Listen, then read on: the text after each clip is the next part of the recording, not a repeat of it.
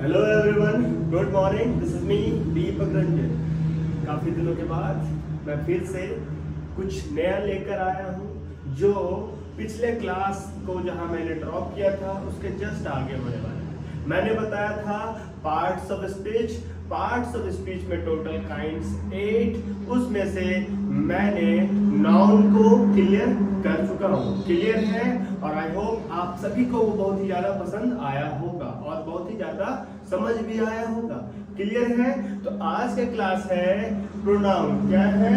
Pronoun. Pronoun मतलब हिंदी में सर्वनाम। क्या बोलते हैं इसे? सर्वनाम। तो आपको मालूम होना चाहिए कि सर्वनाम को या फिर प्रोनाउन को समझना कोई बहुत बड़ा काम नहीं है। बस ये एक छोटा सा मुद्दा आता है कि जब हमें नाउन मतलब नेम के स्थान पर कोई और वर्ड का यूज करके किसी से बात करना होता है तो उस जगह में हम लोग प्रोनाउन का यूज करते हैं। क्लियर है? तो चलिए आज हम लोग जानेंगे कि ये प्रोनाउन क्या बताता है। तो ये प्रोनाउन जो हमें बताने वाला है वो है, क्या है? A pronoun is a word that is used instead of a noun is known as a pronoun। मतलब प्रोनाउन एक ऐसा वर्ड है जो हम लोग नाउन की जगह पर या फिर नाउन के बदले में इस्तेमाल करते हैं और उस सेंटेंस को एक सब्जेक्ट हम अवेलेबल करवाते हैं या फिर कोई सेंटेंस को हम क्या करते हैं, एक सब्जेक्ट देकर प्रॉपर मीनिंग या फिर प्रॉपर मतलब के हिसाब से उस सेंटेंस को बनाते हैं। वही आपका प्रोनाउन कहलाता है। सीधा सीधा तरीका से अगर बोला जाए तो प्रोनाउन वह है जो नाउन के बदले में या फिर नाउन के जगह पे यूज किया जाता है। क्लियर है? बस यही सबसे बड़ा टॉपिक है कि प्रोनाउन क्या है। तो प्रोनाउन वही है जो नाउन के स्थान पर या फिर नाउन के जगह पर इस्तेमाल किया जाता है। क्लियर है? तो चलिए नाउन के स्थान पर जो यूज होने वाला वर्ड है वो है प्रोनाउन। सबसे पहले नॉर्मल तरीके से अगर देखा जाए तो प्रोनाउन के बेसिक तरीके से 8 काइंड्स होते हैं जिसमें हम क्या करेंगे, उसमें कैटेगरीज डिवाइड करेंगे कि कौन कौन से नाउन कैसे डिपेंड होता है अकॉर्डिंग टू द सेंटेंसेस। तो चलिए आते हैं काइंड्स ऑफ बेसिक टाइप्स। सबसे पहला जो आपका टाइप है वो है पर्सनल प्रोनाउन। क्या है? Personal pronoun. Personal pronoun is used while referring a person or a group of people। जैसे कि सेंटेंस के एग्जाम्पल में अगर आप देखोगे तो आपका जो एग्जाम्पल आएगा प्रोनाउन का according to the personal pronoun उसमें होगा आई, उसमें होगा वी, मी, अस, इट, सी। जो क्या बता रहा है, is used while referring a group, a person और अ ग्रुप ऑफ पीपल। एक के बारे में या तो एक ग्रुप के बारे में बात करेगा जिसमें आई रहा तो मैं पर्सनल, वी रहा तो हम जिसमें से 1 2 3 4 भी हो सकते हैं, मी रहा तो मैं पर्सनल, अस रहा तो हमें या फिर हम लोग 2 3 हैं उसको भी बोल सकते हैं। ठीक है? ये रहा आपका पर्सनल प्रोनाउन। सेकंड जो है वो है पोसेसिव प्रोनाउन। क्या है? Possessive pronoun. ये क्या बताता है? तो possessive pronoun is used to show position और बिलोंगिंग्स टू समवन। ये किसी से जुड़ा हुआ रहता है। जैसे किससे जुड़ा हुआ? जैसे कि यह सामान मेरा है तो मेरा है मतलब मेरे से जुड़ा हुआ है। तुम्हारा है मतलब योर। ठीक है? उसका है मतलब इसका, उसका, हमारा, तुम्हारा। इस तरीके का वर्ड जब आता है तो वो हमारा पोसेसिव प्रोनाउन के अकॉर्डिंग आता है। किसके अकॉर्डिंग आता है? Possessive pronoun. एग्जांपल में देखो, माइंड मतलब मेरे से जुड़ा हुआ है, योर्स मतलब तुम्हारे से, हिज उससे, ठीक है, इट्स, हर्स, ठीक है, आवर्स, देयर, इटसी। ठीक है? या फिर उनसे किसी से भी जुड़ा हुआ चीज रहेगा तो वो हमारा पोसेसिव प्रोनाउन के अकॉर्डिंग आता है। क्लियर? अभी तक मैंने प्रोनाउन का 2 काइंड्स क्लियर कर चुका, वो है personal and possessive. Clear? Third number kinds है जो आपका है रिलेटिव प्रोनाउन। क्या है?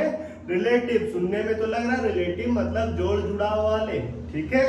जैसे कि relative pronoun is used to connect dependent clause to dependent clause. मतलब ये क्या करता है? 2 चीजों को जोड़ता है। कैसे जोड़ता है? जैसे कि जब जोड़ने वाला वर्ड हमारा दैट हो, जब जोड़ने वाला हमारा विच हो, जब जोड़ने वाला हमारा हु हो, जैसे हुम हो, जैसे हुज हो, जैसे कि यह पेन किसका है, ठीक है, तो किसका, ठीक है, हुज, ठीक है, तुम्हें किसने मारा, तो किसने, ठीक है, इस जगह में, ठीक है, तो इस जगह में हमें रिलेटिव प्रोनाउन को एक और ध्यान देना पड़ेगा। क्लियर है? बस हमें जानना है कि ये करेक्ट करता है डिपेंडेंट क्लाउज को, डिपेंडेंट क्लाउज से ही तभी जाके पता चलता है हमारा कि ये एग्जाम्पल सेटअप हमारा रिलेटिव प्रोनाउन के अकॉर्डिंग आता है। फोर्थ नंबर जो ही बहुत आसान है, क्या है, रिफ्लेक्सिव प्रोनाउन। क्या है? Reflexive pronoun. क्या बोलता है? Reflexive pronoun is used when the object is the same as the subject of the verb. बोलता क्या कि इसमें जो है वो क्या सेम होता है, ऑब्जेक्ट वो क्या होता है, सेम होता है। जैसे कि मैं अपने बारे में ही बोलूंगा, तुम अपने बारे में ही बोलो, वो अपने बारे में ही बोलेगा। जैसे कि माई तो myself, yourself, his तो his self, himself, herself, them self, ठीक है। तो ये सारे चीज आपका किसमें आता है, वो आता है आपका रिलेटिव प्रोनाउन में। किसमें आता है? रिलेटिव प्रोनाउन में। तो चलिए अभी तक आपने प्रोनाउन का 4 काइंड समझ चुके होंगे। अगर समझने में कहीं दिक्कत आए तो आप हमें कमेंट कर सकते हैं कि कौन सा पॉइंट आपको समझने में परेशानी हुआ है, ठीक है। फर्स्ट एंड अब आते हैं 5th नंबर। 5th नंबर में क्या है, वो है आपका डेमोन्स्ट्रेटिव। क्या है? डेमोन्स्ट्रेटिव।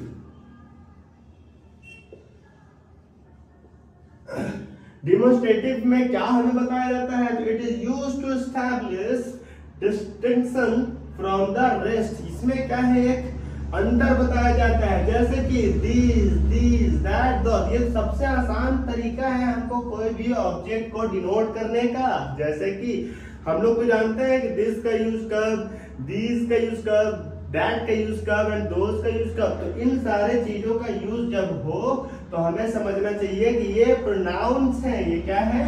ये भी प्रोनाउन है सारे, लेकिन ये कौन से प्रोनाउन है? डेमोन्स्ट्रेटिव। इसमें पता चलता है कि कौन कैसे हैं। जैसे कि मेरे दिस और दैट का यूज तो आपको मालूम होना चाहिए कि कोई वस्तु या कोई चीज के लिए हमें बताया जाता है तो वहां दिस और दैट का यूज करता है, लेकिन दीज और दोज भी तो यूज करते हैं। बस क्या होता है कि दिस और दैट सिंगुलर होता है तो दीज एंड दोज प्लूरल होता है। क्लियर है? तो नेक्स्ट आते हैं 6th नंबर जो है इंडेफिनिट प्रोनाउन। क्या है? इंडेफिनिट प्रोनाउन बोलता क्या है, it is used when something is not specific और नॉट अनआइडेंटिफाइड। ना तो ये कोई स्पेसिफिक होता है ना ही कोई इसका स्पेशल पहचान होता है। उस जगह में जिस सेंटेंस का इस्तेमाल आप करोगे, जिस वर्ड का इस्तेमाल आप करोगे, वो है इंडेफिनिट प्रोनाउन के अकॉर्डिंग आना चाहिए। जैसे कि आपका एग्जांपल में जो वर्ड आने वाला है वो वर्ड है एवरीबॉडी। इसमें कोई एक के बारे में तो बताया ही नहीं गया, सबका सब। एनीवन, एनीवन मतलब आप ही में से कोई एक। ये नहीं कि किसी का मैंने प्रॉपर नाम ले लिया, नहीं लिया, मैंने बोला एनीवन। ईदर या फिर नन, कोई नहीं। तो यहाँ हमें पता चलता है क्या, इसमें कोई भी स्पेसिफिक नेम नहीं होता है, ना ही प्रोनाउन को सेटअप करा जाता है कि हाँ ही या फिर सी, ठीक है, कुछ नहीं बताया जाता। बस सिंपल तरीके से इंडेफिनिट प्रोनाउन उसे बोलते हैं जो डिफाइन या फिर स्पेसिफिक नहीं होता है। क्लियर है? इसको अगर बड़ा मुद्दा बना के चलोगे कि प्रोनाउन बहुत बड़ा मुद्दा है तो आपको जिंदगी में समझ नहीं आने वाला है। लेकिन जब आप समझोगे कि ये एक नॉर्मल बेसिक रूल्स है जो नाउन के बदले में इस्तेमाल किया जाता है, तो जाके आपको ये इजी लगने वाला है। 7th नंबर जो आपका इंटरोगेटिव प्रोनाउन है। क्या है? Interrogative pronoun. ये क्या बताएगा? Interrogative pronoun are used to ask a question. आपको तो ये शुरू से मालूम होना चाहिए कि जिस जगह में भी इंटरोगेटिव लगा है, क्वेश्चन पूछने वाला वर्ड तो वहां जैसे ना आएगा ही आएगा। जैसे कि कौन कौन सा, whose, who, which, what, whom, where, how, ये सारे चीज आपके वर्ड्स में आएंगे जब इंटरोगेटिव प्रोनाउन के बारे में जिक्र किया जाएगा तब। क्लियर है? यहाँ तक कोई मुद्दा, कोई भी डाउट नहीं होना चाहिए, और अगर हो तो आप हमें पूछ सकते हैं कमेंट में। लास्ट प्रोनाउन का जो हमारा लास्ट पॉइंट है वो है रेसिप्रोकल ये क्या होता है? सबसे नॉर्मल लोगों को या फिर कोई 5 क्लास हो, चाहे 10th क्लास हो, चाहे वो कोई भी क्लास में प्रोनाउन को समझता हो, तो उसे एक पॉइंट बहुत ही दिक्कत करता है जो है रेसिप्रोकल, क्योंकि वो समझ नहीं पाता है कि what is the meaning of actual meaning of reciprocal. तो ये क्या होता है?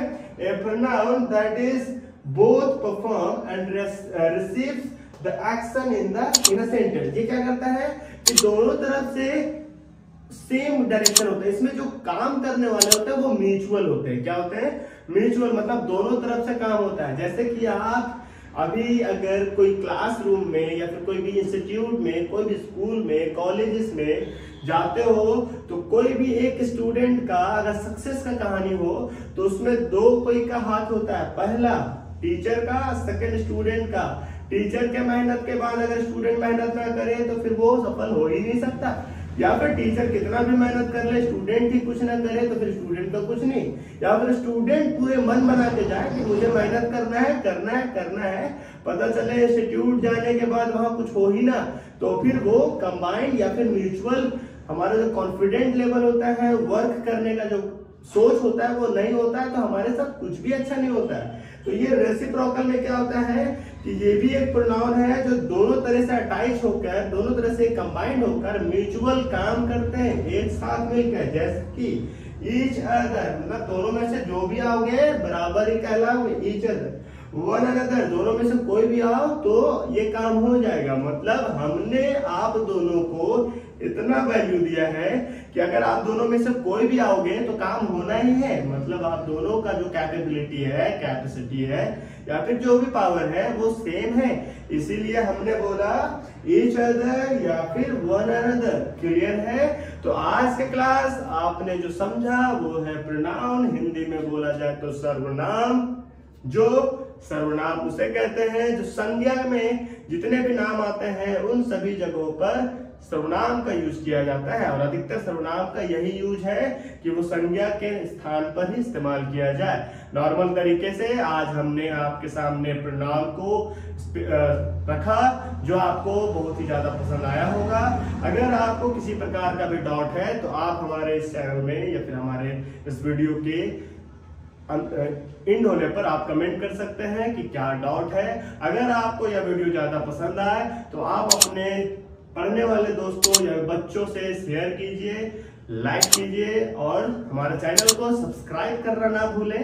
Thank you.